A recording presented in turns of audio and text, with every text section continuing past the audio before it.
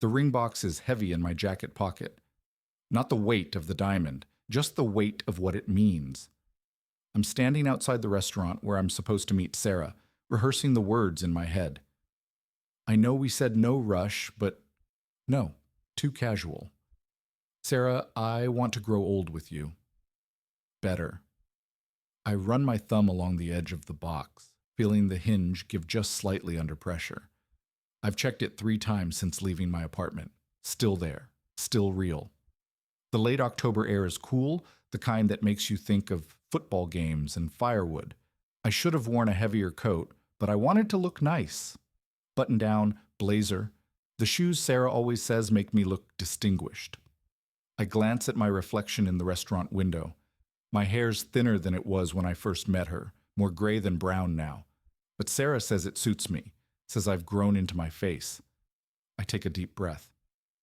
The plan was simple. Dinner, wine, dessert, then the question. No grand gestures, no kneeling in public.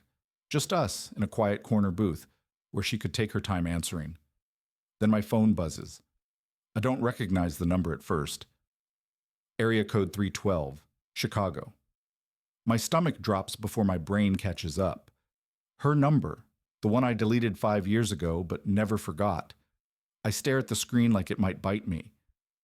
The last time we spoke, it was in a lawyer's office, signing papers with cheap pens that kept running out of ink. I remember the way Lauren's hand shook when she initialed the last page.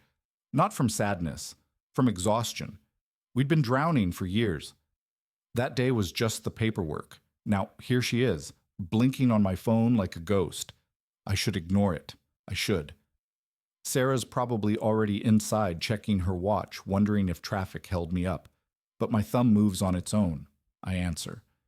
Not because I want to, because some part of me still can't say no to her. Hey, she says, just like that. No sorry to bother you, no, is this a bad time? Just hey, like we're picking up a conversation we left hanging last week. The sound of her voice is a time machine. Suddenly, I'm not a 54-year-old man about to propose. I'm 35 again, standing in the kitchen of our old apartment, watching her cry over something I didn't know I'd done wrong.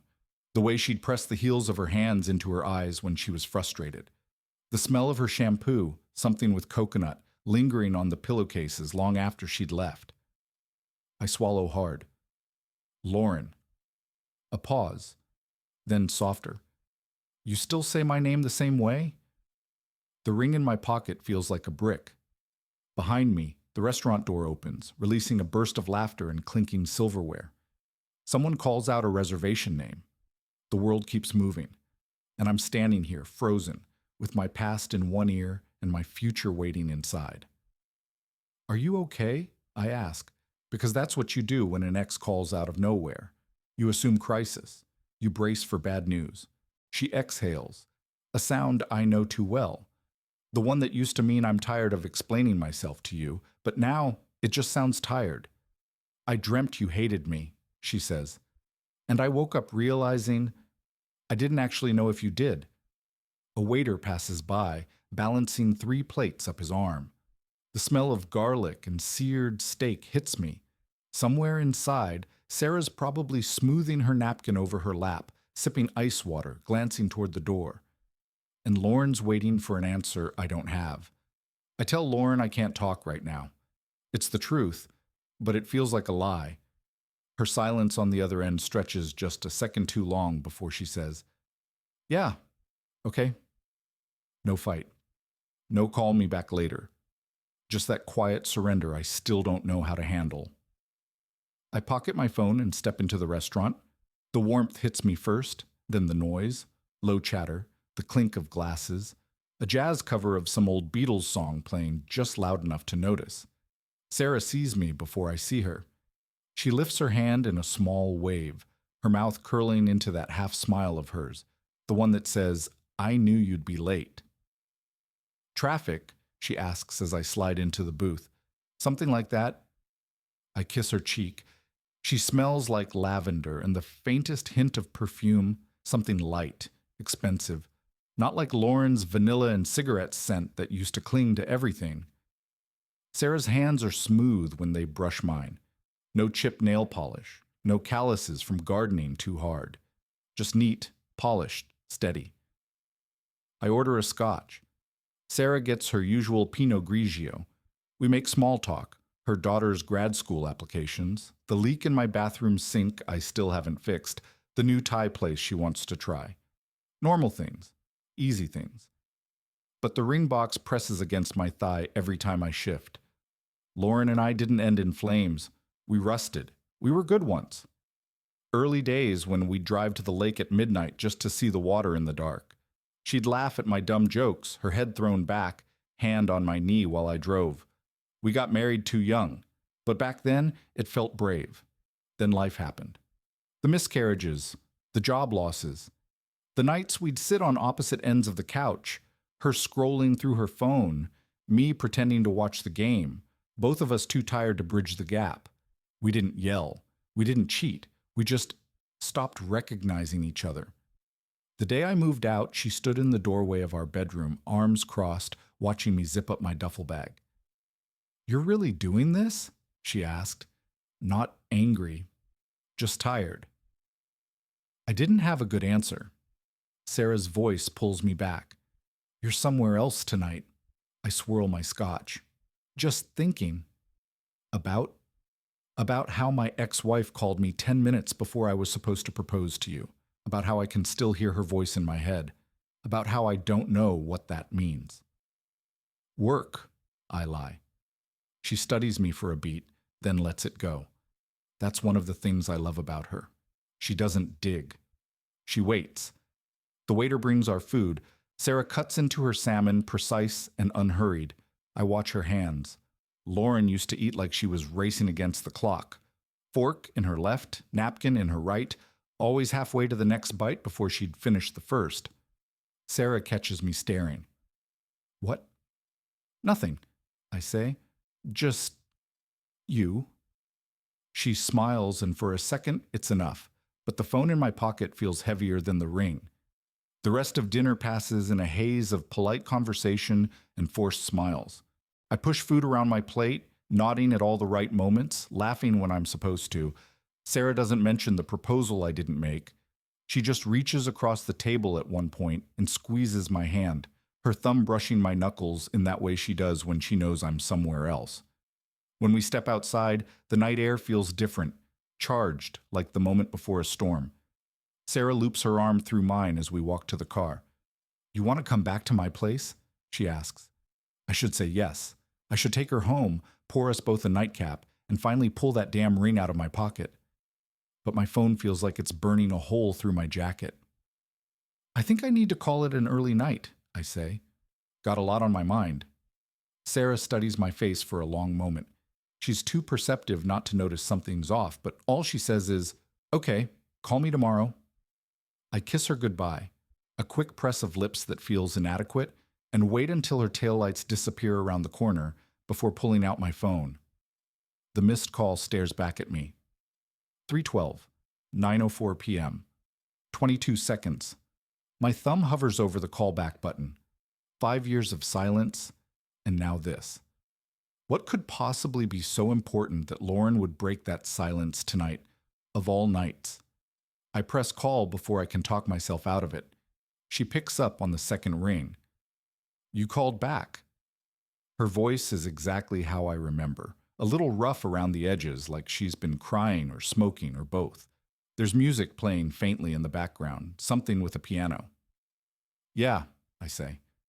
"What's going on, Lauren?" A pause. A sip of something, probably whiskey, neat. She always drank it that way. "I was cleaning out some boxes tonight," she says finally. "Found our wedding album." The admission hangs between us. I lean against my car, suddenly needing the support. That album had sat untouched on our bookshelf for years before the divorce, a relic from a time when we still believed in forever.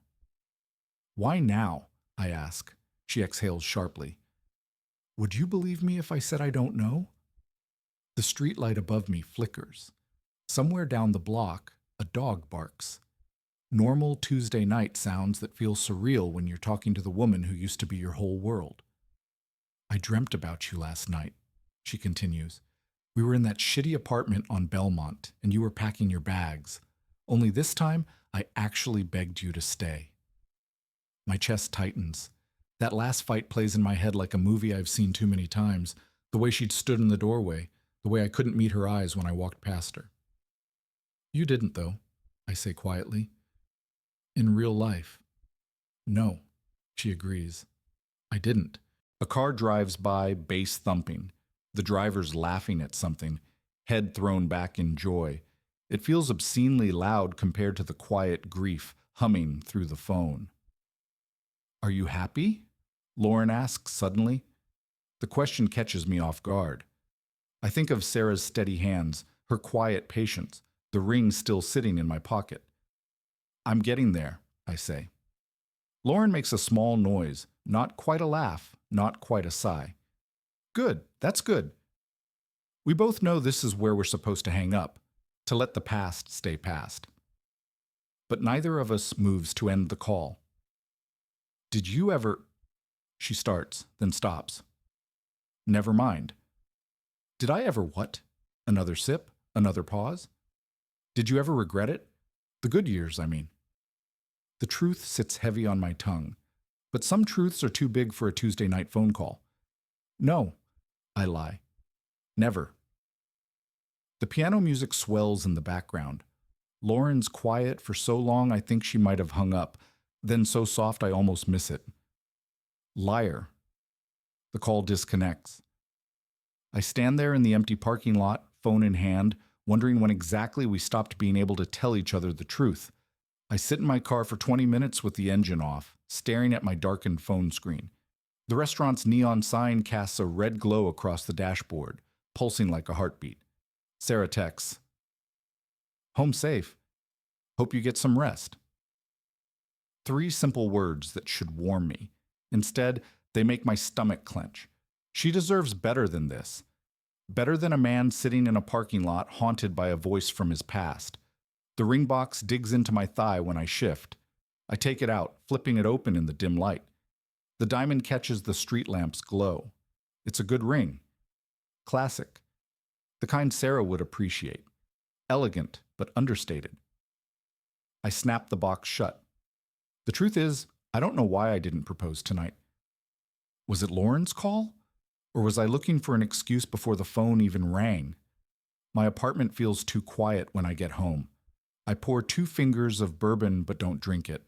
Just swirl the amber liquid, watching it cling to the glass. The framed photo on my bookshelf catches my eye. Sarah and me at the beach last summer. Her wide-brimmed hat, my sunburned nose. We look happy. We were happy. But is happiness enough? I think of Lauren's voice tonight. The way she still knows when I'm lying. After all these years, all this distance, she can still read me like no one else. My phone buzzes. Another text from Sarah. "Forgot to tell you, Mom's birthday is Sunday. She'd love if you came." A family gathering, a future. I type and delete 3 responses before settling on, "Wouldn't miss it." The bourbon burns going down. I think about calling Lauren back. Think about asking all the questions we've avoided for years, but some bridges are better left in ashes. I set the ring box on my nightstand. It looks small there, insignificant. Tomorrow, I'll call Sarah. Tomorrow, I'll figure this out. Tonight, I let myself remember the good years, the bad ones, and all the moments in between that brought me to this quiet crossroads. The clock ticks toward midnight. Somewhere in Chicago, Lauren is probably doing the same thing I am, staring at a drink, wondering what if. The thought comforts and terrifies me in equal measure. Morning light slants through my bedroom blinds, striping the ring box with gold. I slept fitfully, caught between dreams of Lauren's voice and Sarah's disappointed silence.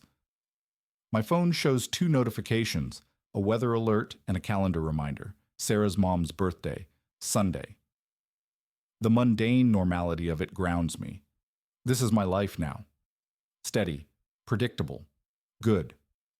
I pick up the ring box, weighing it in my palm. The diamond winks at me, a tiny promise waiting to be kept. The coffee maker gurgles as I dress. Black jeans, blue button-down. the clothes of a man who knows who he is.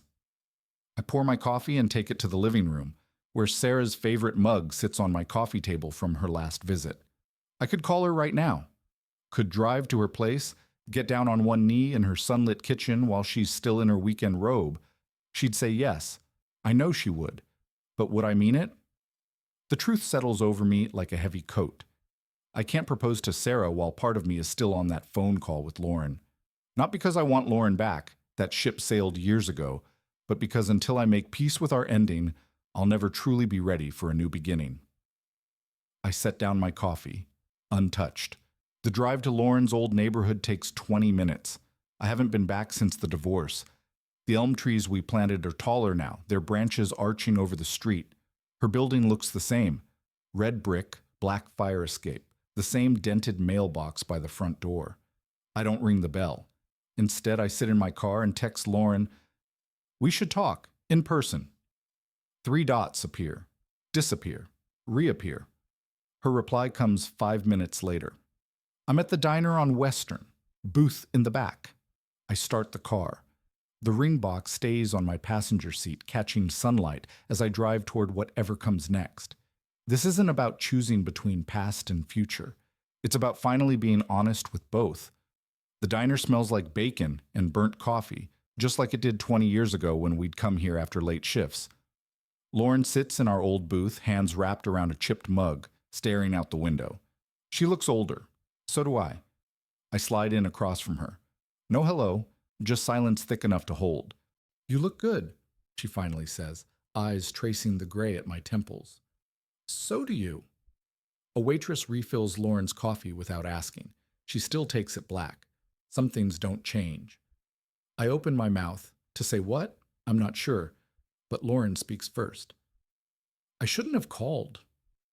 The admission hangs between us. Outside, a city bus exhales at the curb, releasing a puff of diesel smoke. "I'm glad you did," I say, and mean it. She studies me, really studies me, the way only someone who's mapped all your scars can. "You were going to propose, weren't you?" I don't ask how she knows. Lauren always knew. My fingers find the ring box in my pocket, but I don't take it out. "Yeah." She nods, lips pressed tight. Not upset, just accepting. She's lucky. The vinyl booth creaks as I lean forward. "Lauren, don't." She reaches across the table, her hand hovering over mine before pulling back. "Just be happy, okay?" The check comes unasked for. We split it the same way we always did, cash, no card, leaving exact change. At the door, autumn sunlight catches the silver in her hair. We stand there. 2 people who used to be everything. Now, just this. "You were my best friend," I say. She smiles, small and sad. I know. Then she's gone, lost in the midday crowd. I drive to Sarah's. Don't call first, just knock. When she opens the door, sleep rumpled and confused, I don't get down on one knee. I take her hands instead. "I need to tell you about yesterday," I say. She listens. Really listens. And when I'm done, when all the ghosts are finally laid to rest between us, she kisses my cheek and says, "Stay for breakfast?" The ring stays in my pocket. For now.